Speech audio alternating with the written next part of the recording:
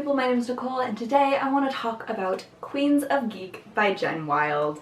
This book is so good. I literally just finished it and I just couldn't wait to talk about it. Basically, the general plot of this book is that it follows two best friends, Taylor and Charlie, at their first convention, SupaCon, which is basically the fictionalized equivalent of San Diego Comic-Con. And Charlie is a YouTuber. She has a pretty substantial following, and she just started in her first movie, which got super big, and so now she's doing all this crazy press and all that fun stuff for it. But she's also simultaneously dealing with the fact that she and her co-star were in a very public relationship during filming and broke up 6 months before the con. And she's trying to show the world that she's over him while also being head over heels for this other girl who's at the convention who's also a YouTuber. And then her best friend Taylor is at the convention with her along with their other friend Jamie, and Taylor is head over heels in love with Jamie, has been for a really long time, but they've never actually gotten together. He just seems maybe kind of oblivious, but she is so excited to be at the convention to meet the author of her all-time favorite series, and she gets the chance to enter this super fan contest for a chance to meet and hang out with this author. So she's dealing with that while also dealing with trying to figure out how to tell one of her best friends that she's in love with him. This entire review is going to be spoiler free, so don't worry if you haven't read the book yet. So first of all, one of the phenomenal things about this book is, wow, such good representation. Between the two main characters, Charlie is Asian, Australian, and bisexual, and her bisexuality is so perfectly written. And then Taylor is autistic, struggling with her anxiety, and she is self-described as fat. I felt like Taylor's anxiety was written perfectly. At least it matches up really, really well with how my anxiety works. She described both just how it feels to have anxiety and what situations it tends to flare up in, as well as describing a few of her panic attacks, and it was just so on point for how I've experienced my anxiety. And I can't speak to how well done the autistic representation is because that's not my experience, but I really liked how she talked about her body. It wasn't a looming plotline. Her struggling with her weight wasn't a thing really, but it was a part of who she is and a part of her identity.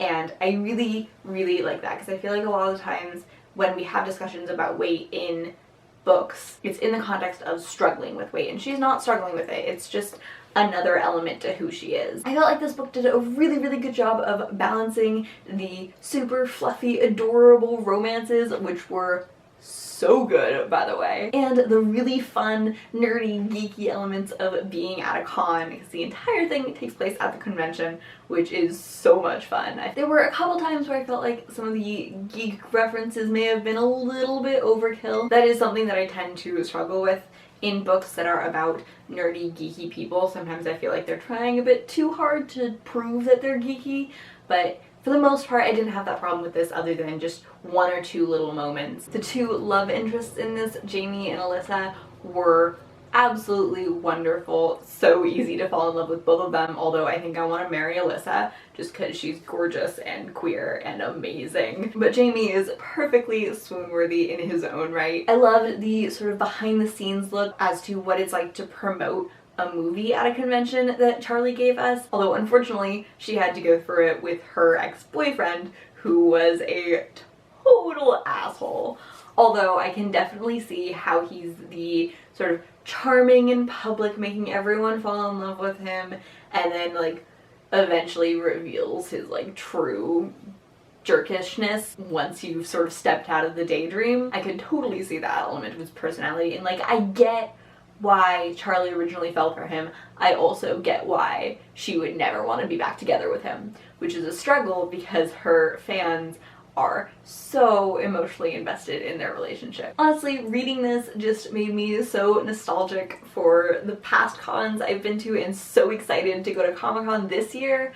I am so in love with this book. It was a lot of fun to read, as well as being perfectly heartfelt and beautiful, and it just made me so happy. I felt like I identified so closely with elements of both Taylor and Charlie that if you mix them together they would just be me, And I feel like I haven't really gotten that feeling from a character since I read Fangirl by Rainbow Rowell, which, if you know me at all, you know that that is like my all-time favorite book.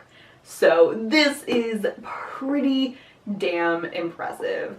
I loved this book. Like I said, I gave it 5 stars, so I highly recommend you go pick it up when it comes out on the 14th. If you guys haven't had a chance to read it, let me know what your thoughts are in the comments. If you guys haven't, let me know if you're excited for it, what sounds intriguing to you guys. Let me know. I love you, and I'll see you later.